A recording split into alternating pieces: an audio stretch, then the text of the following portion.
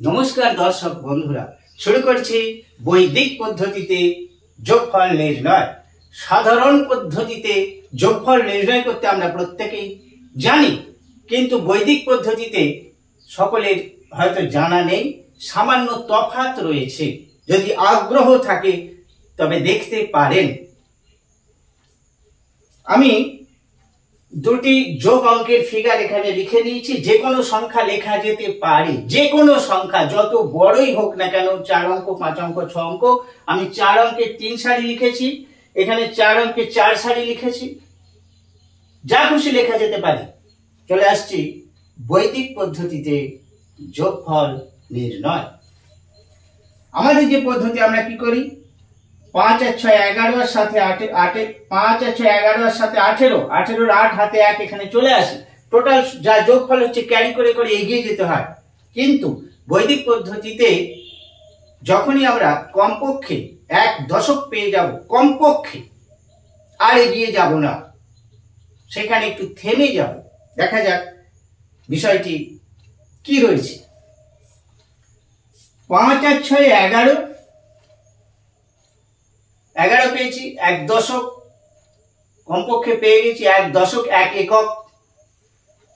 5 আর 6 11, তাহলে এখানে একটি পুটকি দিলাম, দশকের অঙ্ক যে 1 এখানে দিলাম, আর 5 আর 6 11, একটা মাত্র 1 কে আমরা ক্যারি করব।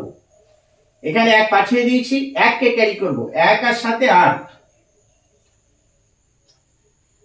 7 আর 1 8, 8 আর 1 16 পেয়ে গেছি 2 অঙ্কের সংখ্যা। 7 আর 1 8, 8 আর 1 16। তাহলে কি করব, এইখানে দশকের অঙ্কটা পাঠিয়ে দিলাম, আর হাতে থাকছে আমাদের 6। গোটাটাকে বয়ে বেড়াতে হচ্ছে না। আর 7 আর 1 8, 8 16, এখানে পাঠিয়ে দিয়েছি 1, আর রয়েছে আমাদের 6। 6 আর 3 9,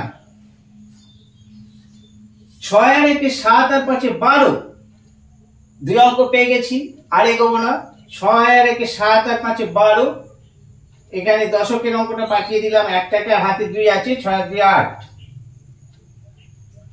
8 আর 1 9, 9 আর 3 12, এখানে পাঠিয়ে দিলাম 1 কে, দশকের অঙ্কটাকে, 2 রয়েছে, 2 আর 2 4, আর এইটি 1, একটি এখানে নেমে গেল, 1টা এখানে চলে এলো।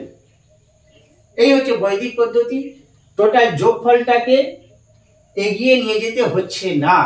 যখনই আমরা কমপক্ষে 1 দশক পেয়ে যাব, থেমে যাব, দশকের অঙ্কটাকে বিন্দু আকারে পাঠিয়ে দেব, আর এককটাকে আমরা ক্যারি করে করে এগিয়ে যাব। এবার 4 অঙ্কের 4 সারি, 7 আর 8 15, তাহলে 15 কি হবে, এখানে চলে এলো দশকেরটা 1, 5 রয়েছে হাতে, 5 আর 5 8 আর সাথে 7 আর 8 15, এখানে চলে এসেছে 1 চলে এসেছে, আর রয়েছে আমার 5। 5 আর 5 10, তাহলে 1 এখানে চলে এসেছে, হাতে রয়েছে আমার কত, 0। 0 আর 3 যোগ করলে কত হয়, 3।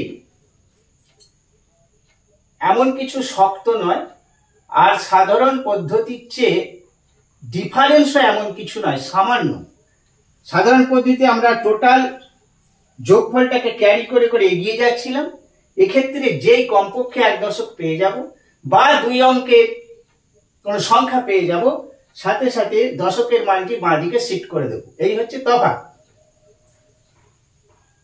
6 আর 1 7, 7 আর 5 12, তাহলে এখানে পাঠিয়ে দেবো 1 কে, আর হাতে রয়েছে 2।